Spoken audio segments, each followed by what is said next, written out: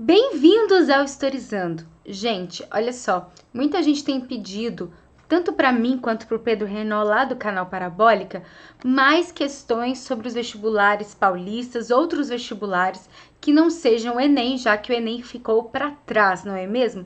Falando em Enem, nessa sexta-feira vai ter uma live lá no canal do Parabólica, eu e o Pedro comentando sobre a prova do Enem, o que a gente achou e, é claro, corrigindo algumas questões para vocês. Antes disso, hoje a gente está promovendo aí então a correção da prova da Unesp do ano passado. Metade da correção vai estar no canal dele, metade vai estar no meu canal. Eu vou colocar para vocês todos os links aqui embaixo, inclusive para vocês fazerem revisão, já que a prova da Unesp é sexta-feira, dia 15 de novembro, que inclusive é feriado. Você sabe que feriado que é? Se você sabe, comenta aqui embaixo, porque é um feriado histórico. Bom, para falar então da Unesp, eu trouxe para a gente os temas mais importantes. Lembrando que lá no Instagram, @historizandotati, também sempre tem conteúdo novo para vocês. Então me seguem lá. Desses temas mais importantes, o que é bom você revisar até então na sexta-feira aí do dia 15? Nós temos, em História Geral, alguns temas como Antiguidade Clássica, que seria Grécia e Roma, Antiguidade Oriental, que envolvem outras coisas, incluindo o Império Bizantino. Tudo isso já tem vídeo aqui no canal, tá? Idade Média, Revoluções Burguesas, que seria a Revolução Inglesa, a Revolução Francesa, Revolução Americana, revoluções industriais, a primeira, a segunda, a terceira, iluminismo, tem também o imperialismo, o nazifascismo e Guerra Fria. São temas aí de história geral que tem mais recorrência na Unesp. Agora, sobre a história do Brasil, é bom dar uma olhada em período colonial, é bom dar uma olhada em segundo reinado, ainda mais quando fala da questão da abolição da escravidão. Aqui no canal tem um vídeo só sobre essa questão da abolição desse processo. É bom olhar a República Oligárquica, que é queridinha não só na prova do Unesp, mas basicamente em todos os vestibulares. Também a Era Vargas, queridinha. Período democrático ou populista, que seria aí o período entre a Era Vargas e a ditadura militar, que envolve Dutra, envolve Vargas, envolve JK, Jânio Quadros e João Goulart, e o período militar, a ditadura militar aí também aparecendo bastante, e acredito que como não caiu no Enem esse ano, pode cair aí em muitos outros vestibulares, né? Então, fiquem atentos a isso. Agora vamos à correção das questões. Lembrando que eu vou deixar aqui embaixo tanto a continuação lá do canal do Pedro, tanto alguma lista de vídeos aí legais para vocês revisarem em cima desses conteúdos que mais caem, beleza?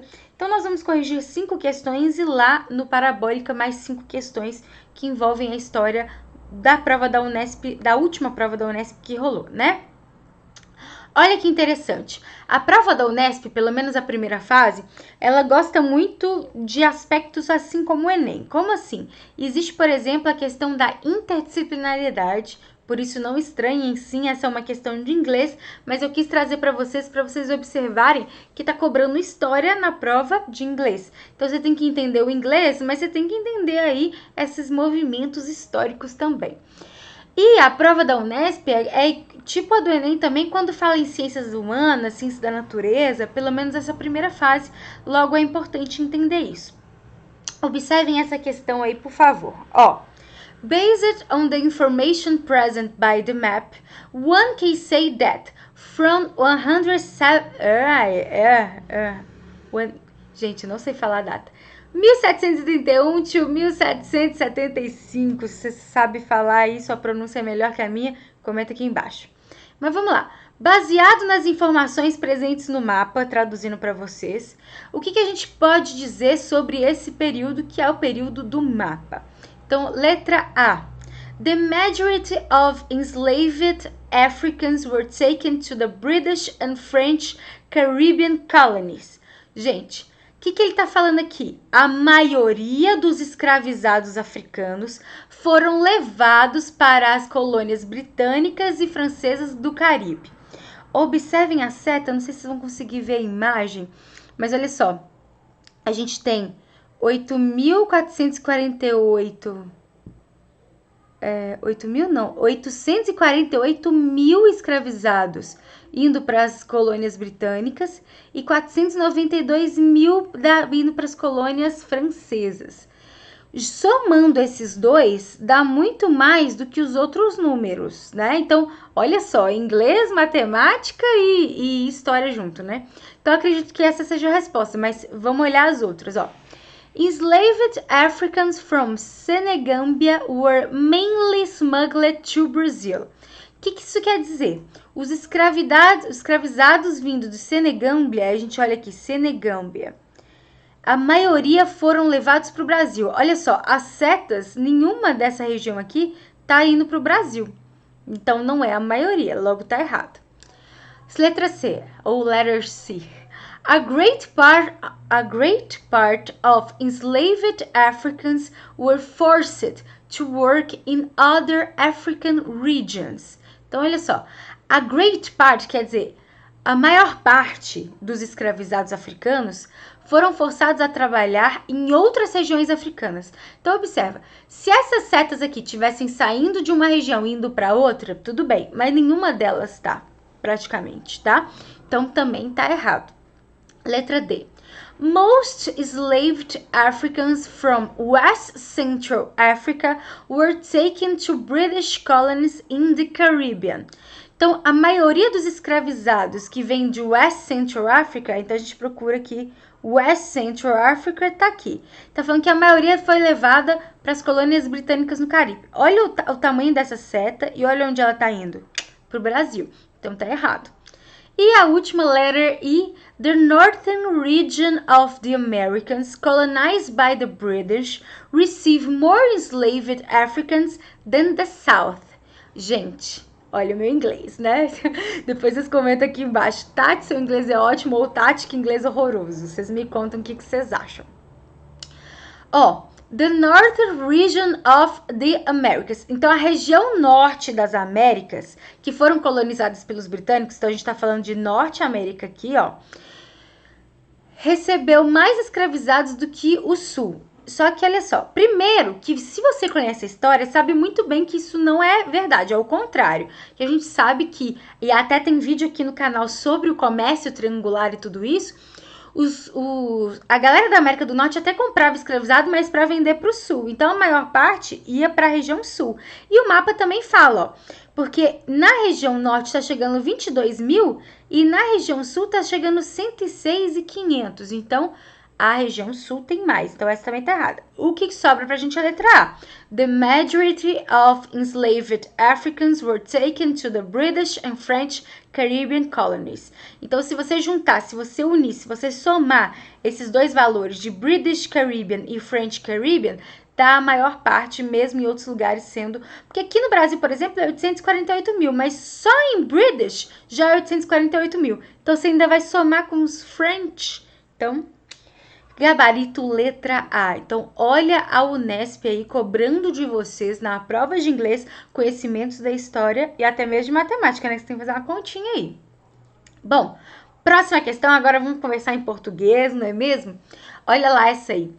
Por muitíssimo tempo, escreveu-se a história sem se preocupar com as mulheres. No século XII, assim como hoje, masculino e feminino não andam um sem o outro.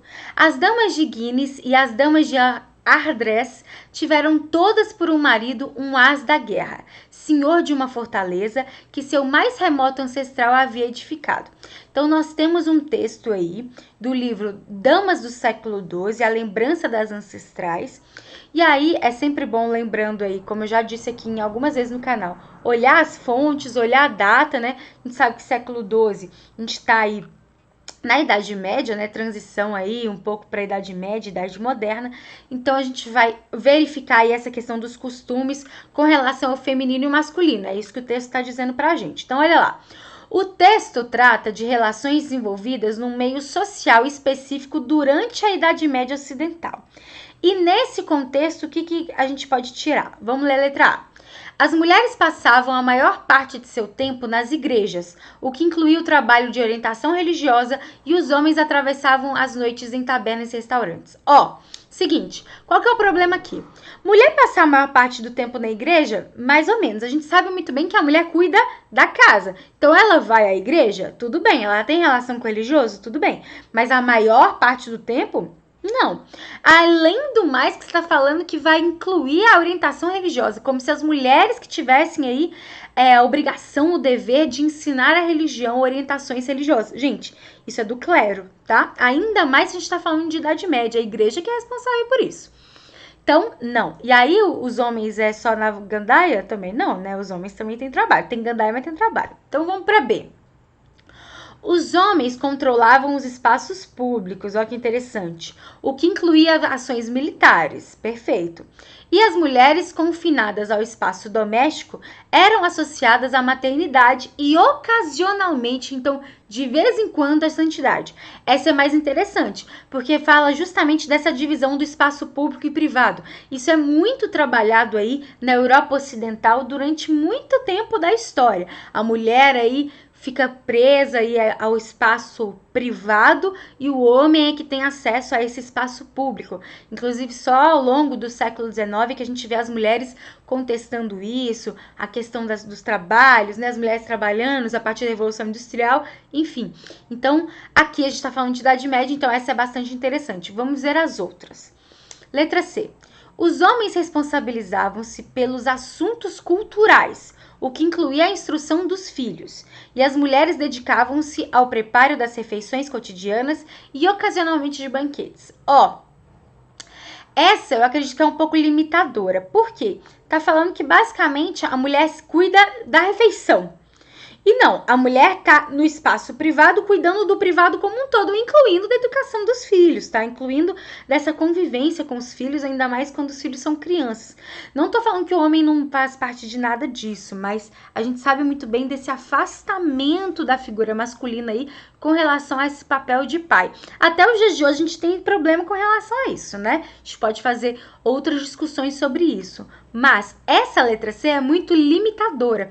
É um ótimo distrator, inclusive, né? Porque tá limitando, mas aí tá falando de atividades, por exemplo, que são realizadas pelas mulheres, que é o caso da cozinha, né? Vamos para a letra D. As mulheres eram obrigadas a pagar impostos, o que incluía o dízimo, e os homens, livres de qualquer tributo, conseguiam acumular mais bens e ocasionalmente enriquecer. Gente, a mulher nem sai de casa, ela vai ser obrigada a pagar imposto como? Ainda mais na Idade Média. Então, você está fazendo uma divisão aí que ela não existe entre mulheres e homens. O que existe divisão é numa sociedade de privilégios em que, por exemplo, a sociedade do Antigo Regime, a nobreza e o alto clero não pagam imposto, enquanto o restante paga. Então, cuidado aí com essa confusão. Tem nada a ver com feminino e masculino. E letra E, os homens dedicavam-se ao comércio, o que incluía deslocamentos para regiões afastadas de casa. E as mulheres incumbiam-se do trabalho nas lavouras e ocasionalmente na forja de metais. Mais uma vez aí, um problema interessante é que tá limitando, né, como se o homem é comércio e a mulher produção. Não, o homem tem vários tipos de atividades, ainda mais na Idade Média.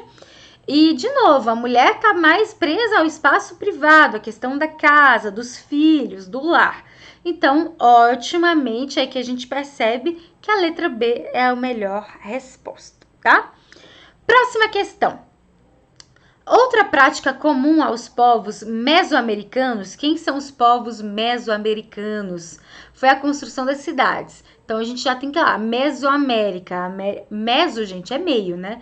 A América do Meio, a gente tá pensando em América Central aí, um pedaço da América do Sul, tá? As cidades mesoamericanas também serviam para dar identidade grupal aos seus habitantes, ou seja, as pessoas se reconheciam como pertencentes a tal cidade e não como indígena, termo que começou a ser utilizado pelos espanhóis para referir-se aos milhares de grupos que se autodenominavam mexicas, cholutecas, tlaxcaltecas, dependendo da cidade que habitavam. Gente, se vocês ainda tinham dúvida que está falando dos povos pré-colombianos, aí ainda mais com relação à colonização espanhola, ainda vem aqui e fala assim, ó, o texto, a fonte, ó, cidades pré-hispânicas do México e da América Central. Já falou aí, ainda falou pré-hispânicas, antes dos espanhóis. Logo, são os povos pré-colombianos, mais especificamente aí está falando de incas, maias, astecas, né? Ainda mais essa região do México, a gente está falando de incas e astecas, tá? Bom, vamos lá. Letra A. Qual que é a pergunta? As cidades existentes na América Central e no México no período pré-colombiano, o quê? O que representa aí essas cidades? Foram objeto de disputa entre lideranças indígenas e conquistadores espanhóis, pois eram situadas em áreas próximas ao litoral. Não, tá especificando muito, né? Primeiro que ele tá falando do período pré-colombiano. Então é uma disputa entre indígenas e espanhóis. Se é pré-colombiano, não tem nem espanhol, tá? E segundo, não necessariamente no litoral. Podem ter algumas cidades no litoral, mas não são todas. Letra B. Eram centros comerciais, políticos e religiosos que contribuíam para a caracterização e diferenciação dos habitantes da região. Essa é muito interessante, ainda mais que no texto, olha só como o texto pode te ajudar bastante a responder, mesmo se você não estivesse lembrando aí dos maias, dos astecas, dos incas. O texto fala assim, ó, olha essa parte aqui. A cidade e não como indígena, termo que começou a ser utilizado pelos espanhóis para se referir aos milhares de grupos. Então, a identidade aí é importante, é interessante. Diferentemente dos espanhóis que colocavam tudo no mesmo, na mesma concepção aí, que é todo mundo índio e acabou. Não, existem diferenciações, por isso a letra B é interessante. Vamos à letra C. Eram espaços dedicados essencialmente a cultos religiosos monoteístas. Opa! Gente, o pouquinho que vocês têm que saber dos povos pré-colombianos é que eles não são monoteístas, eles são politeístas, acreditam em vários deuses. Até mesmo tem a história aí dos astecas que acreditavam que o Cortés era um deus, era um dos deuses e não o deus, tá? Então é um culto politeísta, logo a gente já coloca como errado, ainda mais assegurando a unificação identitária dos povos. Não, gente, o próprio texto faz a divisão mexicas, cholutecas, etc. aqui, tá? Letra D. Eram as capitais de grandes unidades políticas e sociais, de novo, falando de unidade, não é uma unidade, a gente viu no texto. E seus governantes buscavam homogeneização. Ó, de novo, homogeneizar, também não, tá? Ainda mais povos indígenas, né, gente? Indígena a gente sabe muito bem que quem fala são os espanhóis. Foram conservadas quase integralmente até o dia de hoje? Sabemos muito bem que não, né? Ainda mais quando você coloca as preocupações preservacionistas dos colonizadores espanhóis. Pelo contrário, os espanhóis aí, tiveram muita destruição de várias dessas regiões. Existem, claro, coisas que foram preservadas, né? Se forem em região do Peru, Machu Picchu, várias regiões aí, existem algumas preservações, mas nem comparação ao que era anteriormente dos colombianos, dos pré-colombianos, desculpa. Os colombianos é ótimo. Anteriormente dos espanhóis chegarem. O que a gente fala pré-colombianos é porque é antes de Colombo, tá? Então, letra B, centros comerciais, políticos, religiosos contribuíram para a caracterização e diferenciação melhor, tá? Melhor resposta, então, é a resposta letra B. Próxima. Essa aqui é um texto grande, ó, e é um texto do Adam Smith. Vamos ver, ó. Um homem transporta o fio metálico, outro endireita-o, um terceiro corta-o, um quarto aguça a extremidade, um quinto prepara a extremidade superior para receber a cabeça. Para fazer a cabeça são precisas 2 ou 3 operações distintas. Colocá-la constitui também uma tarefa específica. Branquear o alfinete, outra colocar os alfinetes sobre o papel de embalagem é também uma tarefa independente. Então, olha só. Isso é o quê? Separação de tarefas para a fabricação de alfinetes. Tive a ocasião de ver uma pequena fábrica desse tipo, em que só estavam empregados 10 homens, e onde alguns deles, consequentemente, realizavam 2 ou 3 operações diferentes. Mas apesar de serem muito pobres e possuindo apenas a maquinária estritamente necessária, conseguiram produzir mais de 48 mil alfinetes por dia. Se dividimos esse trabalho pelo número de trabalhadores, podemos considerar que cada um deles produz 4.800 alfinetes por dia. Mas se trabalhassem separadamente uns dos outros e sem terem sido educados para este ramo particular de produção, não conseguiram produzir 20 alfinetes, nem talvez mesmo um único alfinete por dia. Olha que interessante, é o Adam Smith. Aí a obra é a investigação sobre a natureza e as causas da riqueza das nações. A gente sabe que o Adam Smith é o pai do liberalismo econômico aí, tem que estudar iluminismo, tem que entender o iluminismo para entender esse liberalismo econômico. E olha que interessante, esse texto, gente, eu acho até engraçado a Unesp de 2019 cobrar isso, porque esse texto apareceu já em várias provas, já é um texto clichê do Adam Smith, já é um texto que aparece muito em prova do Adam Smith, que é justamente sobre a divisão do trabalho e como essa divisão do trabalho é altamente lucrativa. Ele faz até mesmo as comparações numéricas no texto. Então vamos lá, o texto originalmente publicado em 1776 demonstra o que pra gente? Demonstra o avanço tecnológico representado pelo surgimento da fábrica, relacionando a riqueza com o aprimoramento científico e trabalho simultâneo de milhares de operários? Não. Primeiro, por mais que ele fala da questão da tecnologia, o foco, o texto não demonstra isso pra gente, mostra justamente essa divisão do trabalho, ainda mais trabalho simultâneo de milhares de operários. Ele está falando de uma pequena fabriqueta. B, o crescimento do mercado consumidor e a maior velocidade na distribuição de mercadoria? É esse o foco do texto? Não. A gente sabe que pode ter nesse período um crescimento do mercado consumidor, mas ele não fala, ó, cresceu o mercado de alfinete, por isso estamos produzindo mais alfinete. Ele não fala disso, tá? Letra C. A força crescente dos sindicatos e das federações de trabalhadores na Inglaterra, enfatizando o princípio marxista de que apenas o trabalho permite geração de riqueza? Esse é o foco primeiro. Adam Smith não vai nessa concepção marxista, tá? Mesmo porque a concepção marxista é do século XIX, a gente está falando do século XVIII. Toma muito cuidado com isso. E também não é, mais uma vez, o foco do texto. Gente, olha a pergunta. O texto originalmente demonstra. Então, o texto, o que o texto está querendo mostrar pra gente? Pro leitor, né? Letra D. A produtividade do artesanato e o conhecimento da totalidade do processo produtivo pelos trabalhadores ingleses relacionada à noção de riqueza ao acúmulo de metais nobres. Olha lá. Produtividade do artesanato. Não é mais artesanato, porque ele fala de uma pequena fábrica. Já não é mais artesanato. Segundo, conhecimento da totalidade do processo, nem todo mundo conhece todos os processos, porque ele fala dessa divisão, né? Ainda mais noção de riqueza, metal nobre, nada disso fala no texto. E finalmente, letra S, a gente eliminou todas, provavelmente essa, mas vamos verificar, não é mesmo? A disciplina no trabalho e o parcelamento de tarefas. Olha a palavra que ele usa, parcelamento, para não falar divisão do trabalho, que é o que a gente conhece, ele fala parcelamento para ver se deixa alguém confuso, né? Para distrair vocês. Presentes nas manufaturas e fábricas inglesas, associando o crescimento da riqueza à produtividade. Perfeito! Você tem cada vez maior produtividade, aí sim você pode ter maiores riquezas. Então, divisão do trabalho e produtividade. É isso que o texto está retratando. A resposta, letra E.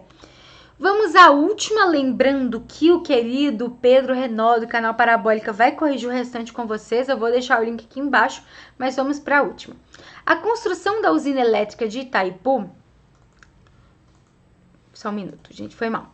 Vamos lá, de novo. A construção da usina elétrica de Itaipu durante os anos de 1970 e 1980, o quê? Então, olha lá. Essa, ao contrário de todas as outras que a gente fez, a gente tem pouquíssimas informações. A gente quer saber da construção da usina e a gente tem a data. Gente, essa data, esse período é o quê? Ditadura militar, tá? Então, e a construção da hidrelétrica Itaipu tem muito a ver com a matéria de geografia. Então, de novo aí, essa interdisciplinaridade. Letra A. Contribuiu para a queda do regime? Não, mesmo porque o regime cai em 85. Não vai ser a construção da hidrelétrica que vai contribuir para essa queda do regime, tá? Mesmo, é claro, olha só, o problema maior também. A imprensa denunciou grandes desvios de verbas de obra. Gente, tem censura. A imprensa não vai denunciar nada nesse período, não. Letra B. Assegurou a autonomia energética definitiva de Argentina e Paraguai, países que participaram do projeto e se beneficiaram com a sua execução. Não, ainda mais, olha como é bastante drástico aqui, né? Autonomia energética definitiva. Não, Itaipu vai ser importante, ainda mais para o Paraguai, tá? Mas não é essa questão definitiva. Letra C. Permitiu o restabelecimento das relações diplomáticas entre Argentina, Brasil e Paraguai, rompidas desde a Guerra do Paraguai. Gente, Não, Guerra do Paraguai, século XIX, a gente está no século XX, final do século XX aí. Não, essas relações já existem há muito mais tempo, não foi desde a Guerra do Paraguai só com a Itaipu que retomou essas relações, tá? Proporcionou a consolidação, ó, de novo, como é perigoso essas palavras, hegemonia argentina e brasileira. Não, gente, não tem hegemonia não, tá? No controle político. Ainda mais que a gente está falando de hidrelétrica, a gente está falando aí de concepções energéticas, não de comércio. E letra S, a gente eliminou todas, provavelmente essa, né?